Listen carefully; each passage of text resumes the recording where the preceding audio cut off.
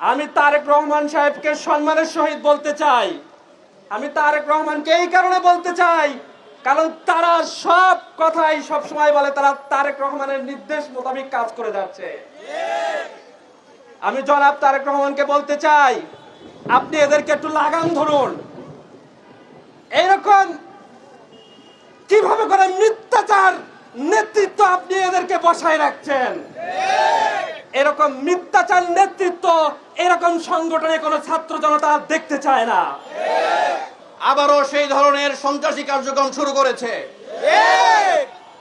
2000 শহীদের বিনিময়ে আমরা যে জুলাই অভ্যুত্থানের মধ্য দিয়ে বাংলাদেশ পেয়েছিলাম, আমরা চেয়েছিলাম এই বাংলাদেশকে আমরা নতুনভাবে সাজাবো, কিন্তু আমাদের সেই পরিকল্পনাকে ছাত্রদল ধূলিসাৎ করে দিয়েছে। আমরা দেখতে পাচ্ছি ছাত্রদল সারা দেশে কিভাবে ক্যাম্পাসগুলোতে সন্ত্রাসী কার্যক্রম চালাচ্ছে। আপনারা দেখেছেন আজকে চট্টগ্রাম এবং রংপুরে ইসলামী ছাত্র শিবিরের হেল্প ডেস্কের উপর কিভাবে তারা আক্রমণ করেছে।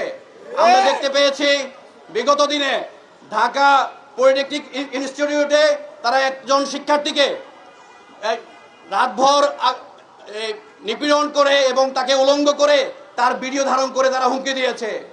আমরা দেখতে পেয়েছি ফরিদপুরে তারা মেয়ে শিক্ষার্থীদের উপরে হামলা চালিয়েছে, একজন শিক্ষার্থীকে তারা ধর্ষণ করেছে।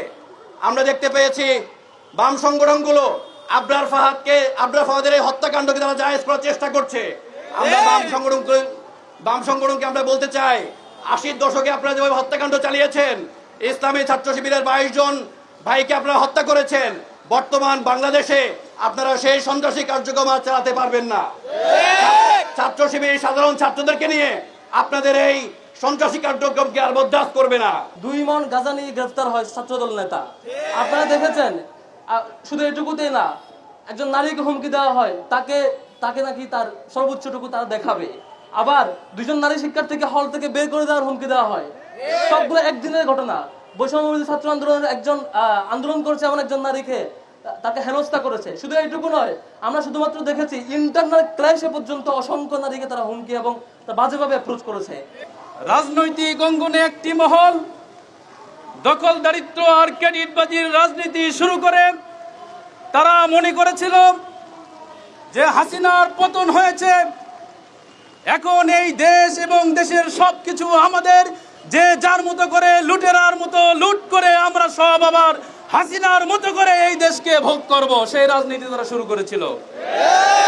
তার ফলশ্রুতিতে আমরা দেখেছি তাদের এই দখলদারিত্ব থেকে রেহাই পাচ্ছে না বাংলাদেশের সুনামধন্য শিক্ষা প্রতিষ্ঠানগুলো, বিশ্ববিদ্যালয়, কলেজ, ক্যাম্পাসগুলো রেহাই পাচ্ছে না।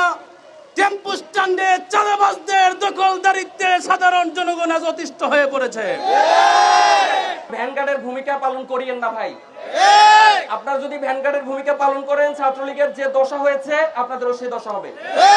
দ্বিতীয় কথা, আমাদের এই বাম সংগঠনগুলো নিয়ে যদি আপনাদের এর থেকে বেশি জনবল হয়, তাদেরকে কেন আপনারা প্রকাশ্যে আনেন না? তাইলে কি আপনারা গুপ্ত সংগঠন?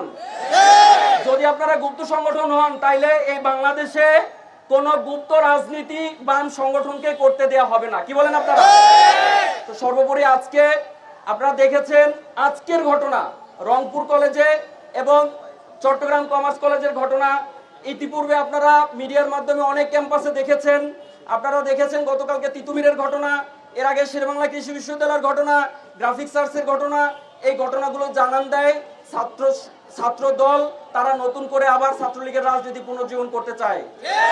সর্বশেষ বিএনপিকে নিয়ে 2টা কথা বলবো। আপনারা এখনো আল্লাহর হস্তে ক্ষমতায় আসেন নাই।